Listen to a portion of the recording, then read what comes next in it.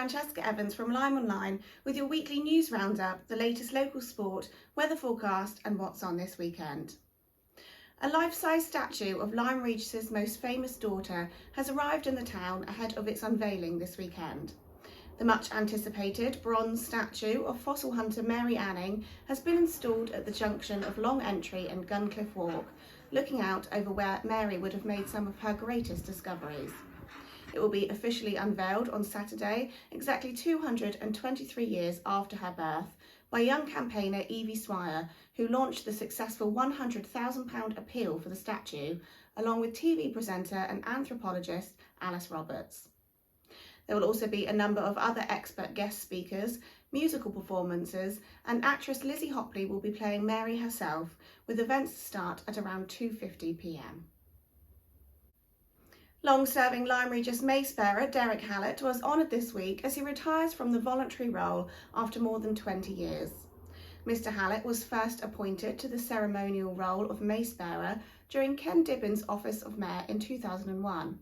Since then, he has gone on to serve 5 further mayors and was appointed Sergeant of Mace in 2017 following the retirement of Colin Barker.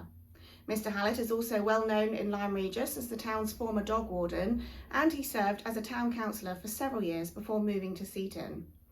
In one of his last official duties as the Mayor of Lyme Regis, Councillor Brian Larkham paid tribute to Mr Hallett at this week's council meeting and presented him with an inscribed town crest.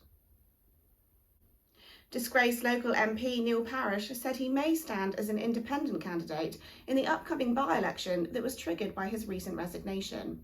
The former Conservative resigned as Honiton and Tiverton MP last month after admitting to watching pornography in the House of Commons. His constituency also included Uplyme, Axminster and Seaton. Now he says he is taking soundings of support and may consider standing for election as an independent candidate. The politician told the BBC that he has powerful backers from the farming community, which could allow him to put himself forward again. Tribute was paid to a former Lyme Regis Council staff member and councillor, Kenneth Hitchcock, who died this week aged 80. Mr Hitchcock died at Dorset County Hospital surrounded by his family on Tuesday morning after a short illness. He is survived by his wife Betty, their 4 children and his many grandchildren. Mr Hitchcock lived in Kingsway and was a member of the Town Council's outside workforce for 30 years. Following retirement, he was elected to the council for a short period. He was also a lifelong supporter and life member of Lyme Regis Football Club, still helping behind the scenes up until he was taken to hospital last week. The Mayor of Lyme Regis, Councillor Brian Larkham, paid tribute to Mr Hitchcock at this week's council meeting, and a minute's silence was held in his honour. A landmark tree in the main residential housing area of Lyme Regis has been cut down after it was found to be badly diseased. The horse chestnut tree on a triangle of land at the junction of South Avenue, North Avenue and Manor Avenue was held in affection by many residents, often used as a meeting point and where children enjoyed collecting and playing with conkers. Magna Housing said they had no option but to cut down the tree after concerns were raised about bleeding canker in the canopy. The tree was said to be very badly diseased and was of very high risk to public safety due to its location. Dorset Council has also reported that several trees across the county, including in Lyme Regis, have recently been purposely poisoned by members of the public.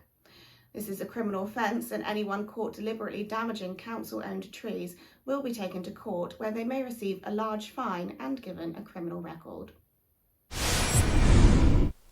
Uplyme and Lyme Regis have stormed to the top of the Devon Cricket League Division C East, having opened up an 8-point lead after just 2 matches. Uplyme travelled to the impressive facilities at Exeter on Saturday to earn maximum points over the city's second 11 in a 4-wicket victory. The home side won the toss and elected to bat, bowled out for 198 in just over 37 overs. Bowling honours for Uplyme were shared by Joe Ellsworth and Tyler Wellman, who took 3 wickets apiece. In reply, Uplyme reached the winning score of 200 for the loss of 6 wickets after 42 overs. They batted responsibly to obtain maximum points, with all those who came to the crease making useful contributions. Openers Martin Langford and Mark Beattie got them off to a good start, putting on 78 for the first wicket, and skipper Sam Farrow chipped in with a useful 32 runs. Tomorrow, Uplyme are at home to third place Ottery St Mary. The team have also started their T20 East Devon Bash fixtures, a new pink ball competition launched last year in which Upline finished as runners-up to Seaton. On Thursday, the Upline Muffin Men are away to Honiton Hawks. Over the Devon border, Axminster Town Football Club are celebrating their best season ever in the South West Peninsula League, in which they finished in 6th place in the Premier East Division. And manager Dan Prettyjohn is already planning for next season, with the club announcing a pre-season friendly against Tiverton Town at Tiger Way on June 28th. The Tigers' buoyant youth section also goes from strength to strength, with the club forming an under-18 side next season, with Axminster legend Sam Dibbling being appointed manager. They will compete in the Somerset Midweek League.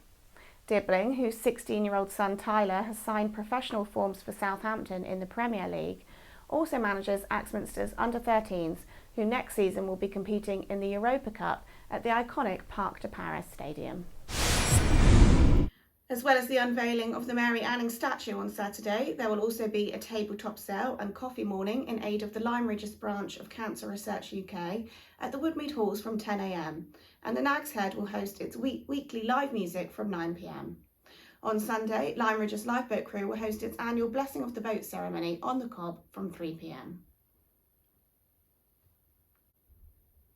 Light rain is forecast this morning, but the weather is expected to brighten up this afternoon with sunny intervals. The forecast is for cloud again with sunny intervals on Saturday and Sunday, little chance of more rain and temperature highs of 18 degrees. Thanks for watching LymeOnline's video news bulletins. You can stay up to date with all the latest local news throughout the week on our website.